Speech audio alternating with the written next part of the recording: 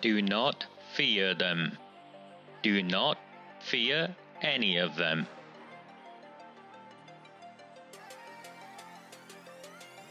On the 20th of November 2003, James Ignatius O'Rourke McMahon was elected councillor for the Failsworth East Ward of Oldham. Deeply ambitious, he ruthlessly rose to power, and by 2011 he was already leader of the council. In 2015, exploiting a Labour Party loophole, he became MP for Oldham West and Royton. If only the people of the town knew then what they now know. Do not fear them. Do not fear any of them.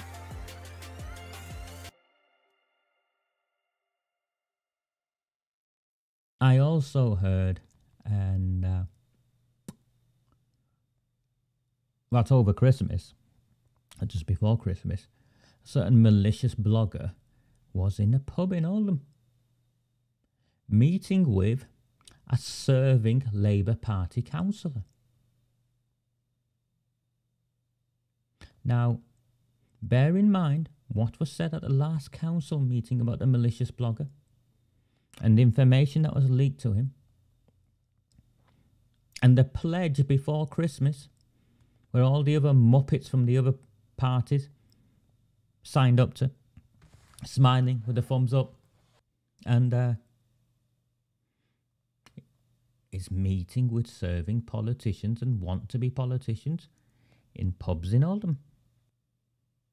Which brings me to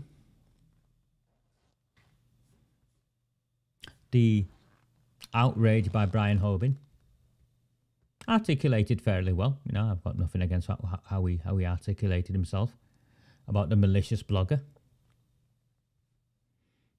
And Arud Shah's feigned outrage reaction. She's ordered an investigation and she'll have answers this week. Well, that was 3 weeks ago. And we now know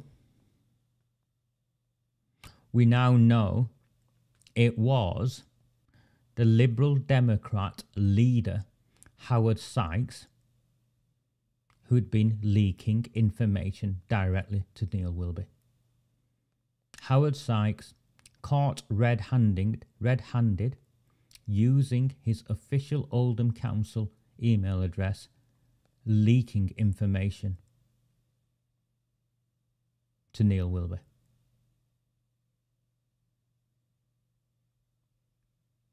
Now, it doesn't stop with Howard Sykes, because the information Howard Sykes had hold of, he wasn't meant to have. He's a councillor and not a council officer. And there are straight lines, clear lines, degrees of separation. If I write to the council on a matter to do with me, the council have got to deal with it. They can't pass on my detail to be used, or my communication, to councillors so they can use it in a malicious and vindictive way, which is how Howard Sykes used it, because he knew who he was communicating with. So Howard Sykes had to have received the information from an Oldham council officer or another politician who'd received it from an Oldham council officer. But the starting point is an Oldham council officer. And it won't be some admin person, it'll be someone with a level of seniority who has access to those sorts of requests that come in and has a relationship with the politicians to be able to pass it on to. Howard Sykes should be suspended with immediate effect, because remember, Arud Shah clearly stated she wouldn't stand for it. So where's her statement? As clear as day in that council meeting, she said she wouldn't stand for it. But it gets worse for Howard Sykes. Having obtained And Anita Lowe has herself publicly identified herself as the victim. So I'm not bringing you any news here, I'm just filling in the gaps of what's happened. Having unlawfully obtained Anita Lowe's home address, Howard Sykes on Boxing Day drives to Anita Lowe's house and has his son go and knock on the door with a letter. This woman, by this point, is petrified and has every right to be, because we've all seen what Wilby does to others. You've seen what he's done to me.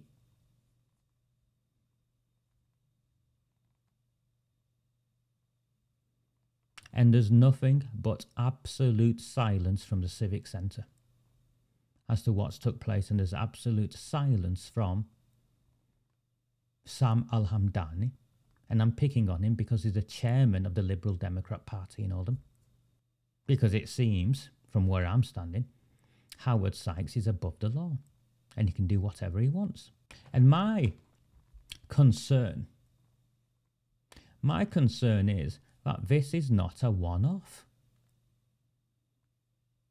My concern is that what we've witnessed, is a systematic behaviour from a corrupt council who have played fast and loose with the private data of members of the public.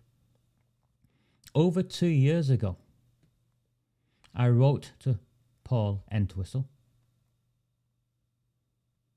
raising concerns over Arood Shah and her dodgy ownership of an ice cream parlour. Arood Shah's solicitors wrote back to me at my home address.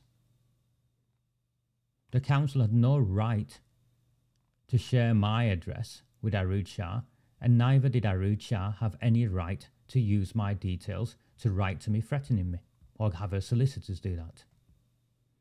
This is repulsive behaviour by an out-of-control council that needs to be independently investigated by the Information Commissioner's Office, and the council, by all accounts, should refer itself to the ICO for investigation for serious data breaches. They are passing on, so there's no avoidance of doubt here.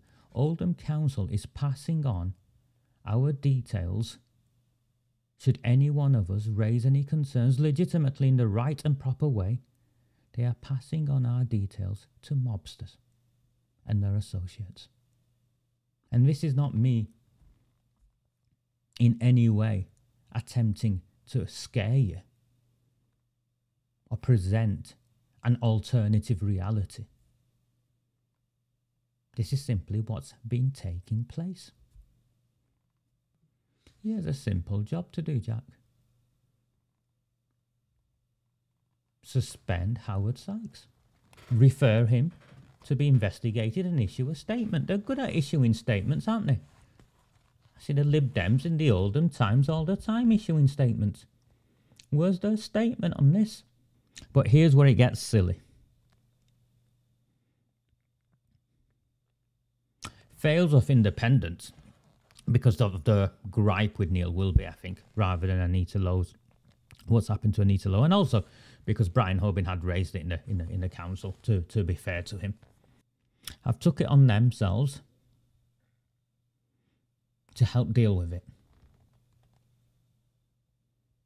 So one of the first things they did, being the experts they are, they phoned up Paul Boots-Erock and then met at his office to decide what they were going to do. And the outcome, it seems, was that Paul would write a letter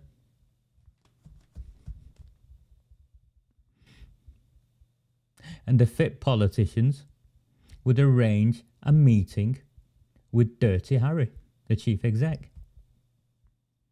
Now let me ask you something. If I wanted to deal with heroin dealers in Oldham, and I had an issue with Pakistani mobsters, would I be trying to arrange a meeting with Arooj Shah? If I had an issue with postal vote fraud and a dodgy bloc Muslim vote, would I be trying to arrange a meeting with Jim McMahon?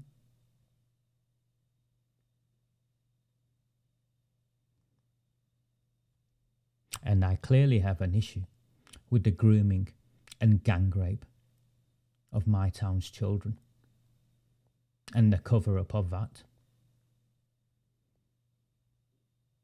Would I be arranging a meeting with Debbie Abrahams, who to this day has not spoken out of the grooming and gang rape of children from Counthill School, a school in her constituency, whilst he's been raving like a lunatic about the rights of people in Kashmir? So what good do you think a meeting with Harry Caffrell is going to do? And the journey we've been on, at every opportunity, time after time after time, these people have had the chance to do the right thing. And at every opportunity, they've done the opposite.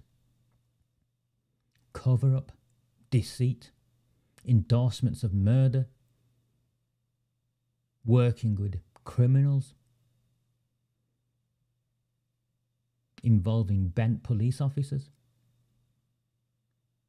At every opportunity, these people have done what is in their interests to protect them. So what do you think dirty Harry Caffrell is going to do? Do not fear them. Do not fear any of them.